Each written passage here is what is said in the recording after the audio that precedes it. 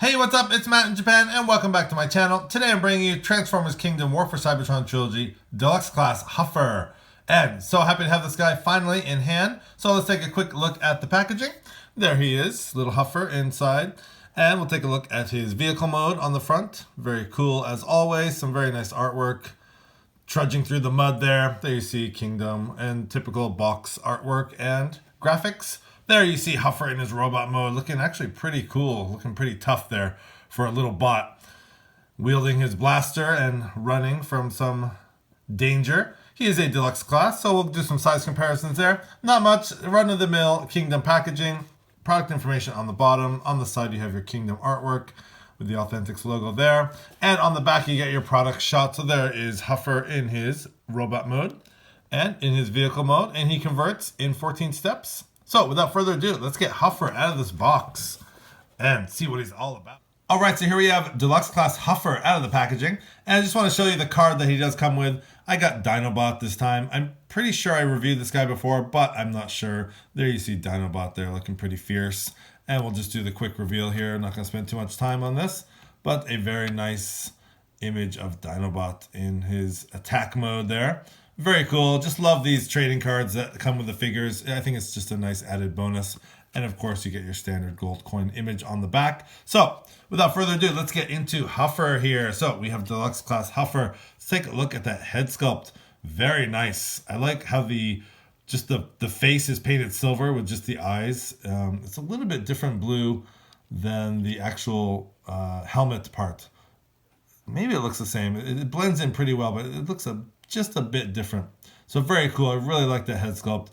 And the blue plastic that they use here is very nice. It's almost almost has a little bit of purple in it. It's not quite blue. And then here you have some really nice light blue. The contrast is very nice. You have the nice crisp Autobot symbol there on the front. You get some nice molded detail in through here on the waist and on the legs. And not much going on the legs. I love the arms, which turn into the smokestacks. Love the paint they use. You have some nice gray plastic with some silver paint on there, so that breaks that up nice. You have the black plastic for the arms. And turning him around, he does have a little bit of not really a backpack, more of like a head pack, kind of an upper backpack. Not much down here, but he does have a little bit of a backpack because of his vehicle mode, but not too bad. And there's a little bit of hollowness here just because of transformation. Now, I will say one thing. I do think this sort of back in these sections here, I don't know. I think they look kind of ugly. I know this is kind of a nice heel spur to have him keep his balance and stuff, but visually, aesthetically, I just don't think it looks good. I mean, from the front, you can't really tell. I almost wish this was painted orange or done in some other paint color, maybe black or even the blue. Yeah, so that's kind of my only complaint is just these back pieces here. Now, bringing in, the only thing I have to compare this guy with is my G1 Huffer. So there is a comparison there. And yeah, there's no real comparison. They're pretty much night and day. But I just thought I'd bring those two in just for a fun little comparison there with the G1.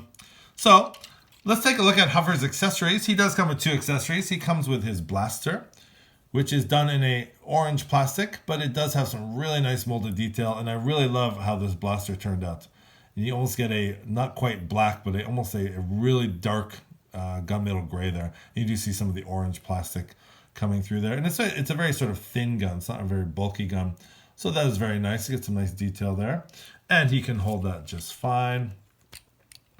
It's actually a little bit loose there. And then the other accessory he does come with is his shield, which also is part of the truck mode. So again, very, very nice. You get that same sort of very deep sort of gunmetal gray, not quite black, but there's some really nice sculpted detail there. You get some nice silver highlights here for the almost claw look, and then it's done in an orange plastic.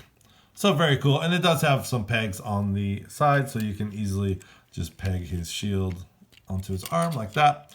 And you can armor up Huffer there. So very, very cool. I like the way this guy turned out. He looks very cool. So for some size comparisons, let's bring in Kingdom Warpath. There he is with Warpath.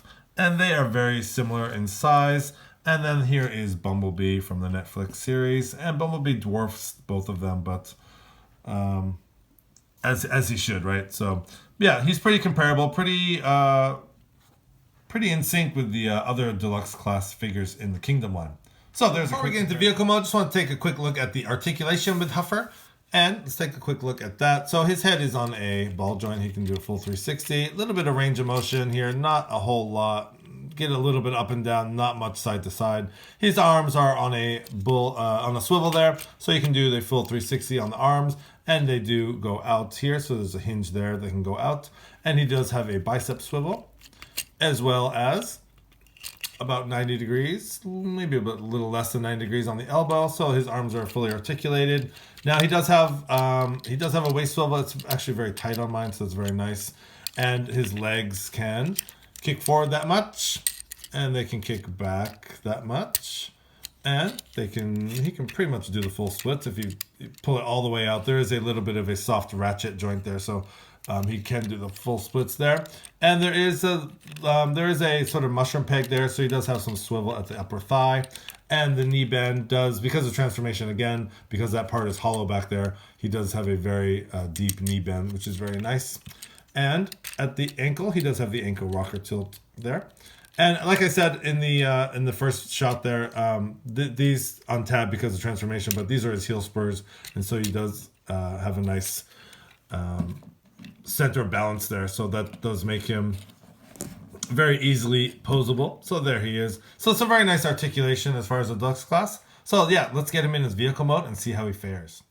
Alright, so here we have Deluxe class Huffer all transformed in his vehicle mode. And let's take a look at him up close and personal. Now I did notice there's a little bit of paint bleed on my copy here. A little bit of that silver paint gets smudged on the tire. Not a big deal. But this silver paint is all throughout the vehicle mode, and it looks really nice. Has a nice matte finish to it. So you see it there painted on the rims. Obviously we saw that in robot mode. You get a little bit of the paint on the side mirrors there.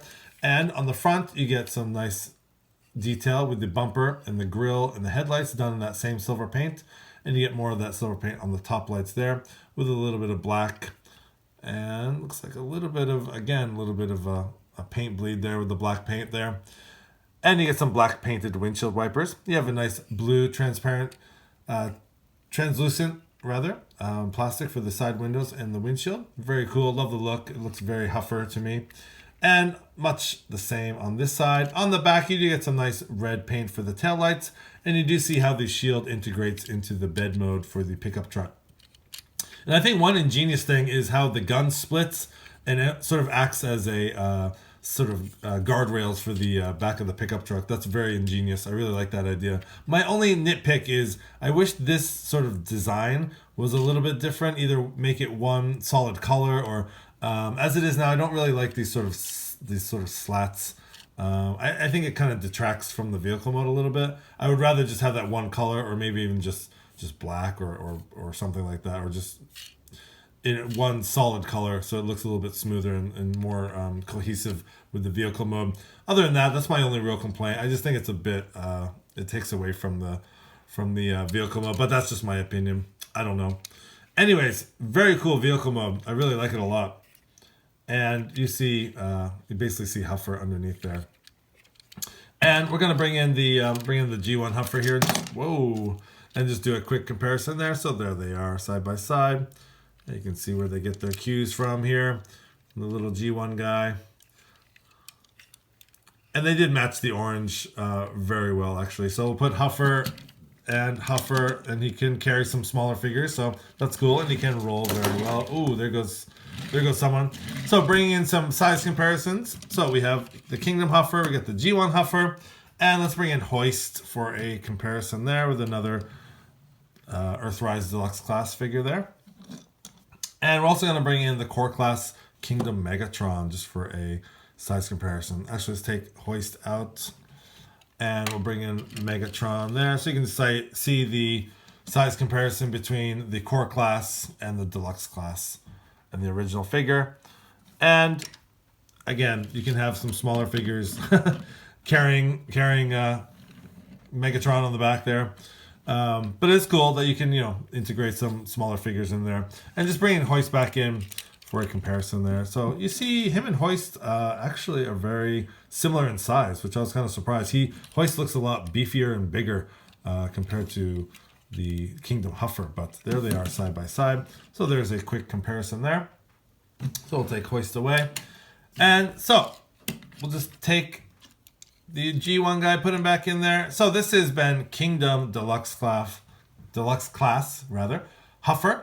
And very, very happy to get this guy in my collection. I think it's a great nod to the G1 figure. And I'm sure the inevitable repaint of Pipes is on the horizon. So we'll just wait and see how that goes. So anyways, thanks for watching. This has been Matt in Japan. Please like, comment, and subscribe. Have a great day.